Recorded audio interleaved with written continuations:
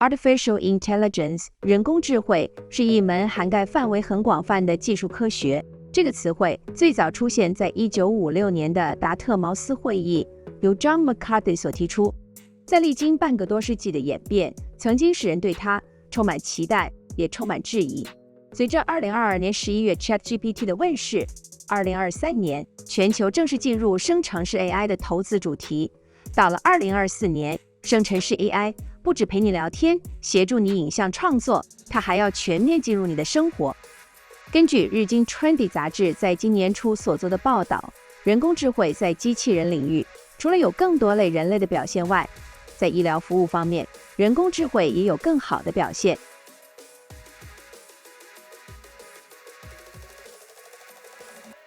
AI in healthcare today is like having a super smart assistant that never sleeps. Artificial intelligence, or AI, is dramatically transforming healthcare as we know it. It's not about replacing human doctors with machines, but rather about harnessing the power of technology to augment human capability and improve patient care. AI is currently being utilized in a myriad of ways, from predicting patient outcomes to diagnosing diseases with speed and accuracy that were unthinkable just a few years ago. Let's take a closer look. AI algorithms are now helping doctors interpret medical images such as X-rays and MRIs with a level of accuracy that rivals and in some instances surpasses human expertise. I'm Mark van Beukem. I'm a professor of radiology and the chairman of the Department of Radiology at the Leiden University Medical Center in the Netherlands. I think the challenges we are facing as a hospital are very similar to the challenges that hospitals across the globe are facing. And the most urgent one is lack of staffing. And it has two reasons, budgetary constraints, but also people who are less motivated to go into medicine. So I think that AI can help facing us these challenges in two ways. On the one hand, increasing capacity, and AI can really help take away part of the workload of radiologists, and especially the workload that is low complexity and high volume. What you're left with is the high complexity things, the things that are intellectually challenging and where we really bring added value as radiologists. Future trends that I expect are twofold, because currently AI is mostly in radiology based on images, but what I think is becoming even more interesting is to combine radiological data with clinical data, other kinds of data. And one of the things that I hope will happen in the future using AI is also predicting. So not only make a diagnosis, but also predict future evolution of the disease. That will be a very strong tool for personalized medicine. 而加速医疗产业依赖人工智慧服务的关键在于老龄化、照护成本的提高，以及像是 COVID-19 般的流行性传染疾病防不胜防，使得医疗资源愈来愈逼近极限。如今，在各国都面临医疗人力短缺的困窘下，如何减轻医护人员的压力，让医疗系统维持良性循环，是目前相当重要的课题。但是，人工智能在医疗上的表现，本来就是一场海量资料的收集与复杂的计算分析。当人们不得不仰赖科技带来的便利时，又该如何看待自己的身体密码，成为大数据里的一项资料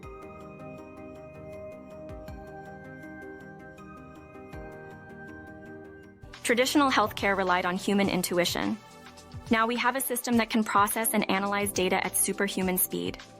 Deep learning, neural networks process vast amounts of data, identifying patterns and making predictions. They can recognize medical images, predict disease progression, and suggest treatment plans. According to the CDC, for every 100,000 women, 9 new ovarian cancer cases were reported and 6 women died from it.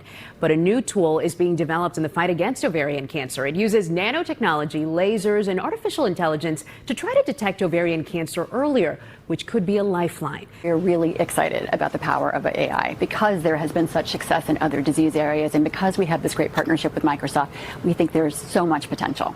Traditionally, in the U.S., tried and true methods get research dollars, not experimental procedures, so this is different. The technicians knew what the problem was. Typically, ovarian cancer is diagnosed too late, and as a result, for many people, it ends up being too late. Lynn Brownstein found out that she had it when it was stage 3. It was really hard for me to think that I was going to die within 5 years because those are the statistics. Yet she survived, and she told us the treatment was grueling. I think that an early detection test for ovarian cancer would be game-changing and a lifesaver for so many women. I am joined by psychiatrist and Brightside Health co-founder Dr. Mimi Winsberg. Dr. Winsberg, AI is basically in our daily lives consistently, with people finding countless new ways to utilize the technology. But can it really replace your psychiatrist or doctor? We're in the midst of a national health crisis right now, a national mental health crisis, and we have a shortage of providers. So at Brightside, we're delivering life-changing and, life-saving care at times by using technology to help doctors deliver their care. Most people think of AI as a bot, a chat bot, or a therapy bot that you might talk to as a standalone tool. It's not quite ready for prime time as far as that goes. Responsible use of AI means keeping humans in the loop. So we're using AI as an assistant to providers to help them get more face time with their providers. It can help them take some of the administrative tasks out of the loop. It can also help reinforce lessons between sessions, much in the way that that your shooting survivor was helping people with mindfulness practices in between maybe some professional care that they might be receiving. Let's talk about AI possibly diagnosing people with a disease. Some in the medical community believe AI can do that, can help doctors diagnose a disease, also provide personalized treatment. What are your thoughts on that? I guess that's kind of a helpful step, I guess, before the person sees the doctor in person. That's right. So at Brightside, for instance, we collect a lot of data points before your doctor or therapist sees you. And in doing that, it can give us a sense of what treatment might be best for you. So looking at what particular types of depression symptoms you have or anxiety symptoms you have can help predict the right treatment. Having this available to your doctor is very, very helpful. So that is a great use of AI. 生成式 AI 公诸于世之后，不断为人们带来惊喜，甚至为地缘政治风险加大跟后疫时期的全球经济带来复苏的曙光。根据摩根大通在本月初的媒体简报会上提到，尽管其他产业在全球宏观不确定性中苦苦挣扎，但亚太地区的科技业在半导体繁荣的背景下一直在成长。还指出，半导体产业是人工智慧热潮中的一个亮点。而台湾重量级科技产业也早已在人工智能医疗服务的项目里提前卡位。ASUS, a pioneering force in healthcare tech, offers ASUS XHIS, the cutting-edge open platform transforming care through innovation. ASUS XHIS transforms healthcare integration with its unified digital health platform. It addresses 3 interoperability challenges in the traditional HIS by streamlining cross-hospital connectivity, driving workflow innovation, and implementing a patient-focused data approach to enhance care quality. Our corporate spirit is to create value by solving the real-world problems.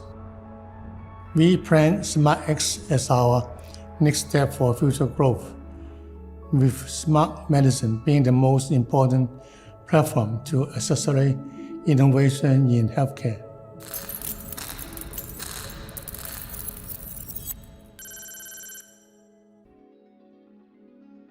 To achieve the goal of smart connected health, we will need the new medical IoT for real-time vital sign and also use AI inferencing for prediction, prevention, and precision health. And this is a fundamental idea of AIoT. And based on this, we design and architect a new wearable ECG monitors that can keep the patients connected through the internet to the caregiver. The advent of AI/OT technology that combines sensors and AI to process the output of those sensors, allows us to collect continuous data on patients, analyze it in real time, and therefore make decisions based on more information and more updated information, which will lead to better health care. 在这一波人工智能的浪潮里，投资人如果仍然只聚焦在哪几家半导体生产商的股票价格上，恐怕会限缩对生成式 AI 整体市场的想象。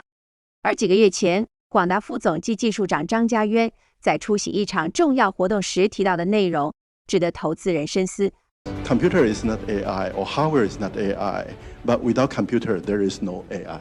If you're talking about AI, it's an algorithm, it's a model, it's a software, but you all need hardware to enable environment, enable to make it happen. So moving to the whole, AI as an industry or, the ecosystems, what we need for the future is not only hardware. We need software. We need, data scientists to do the big data analytics. We also need algorithm guys. We need all kind of people in the futures. Take Quanta, for example. We are based on our core competency around hardware and try to move to the computing for the futures. But on the other hand, we try to collaborate with all expertise from different domains or from computer science, try to redefine the future need. So it's a loop. It's not a supply chain. It's an ecosystem. And what we try to do is that we try to redefine our position in the future ecosystem of AI industry. And right now, I think generative AI, ChatGPT-4, is a very good beginning of the long journey that we jointly need to work together.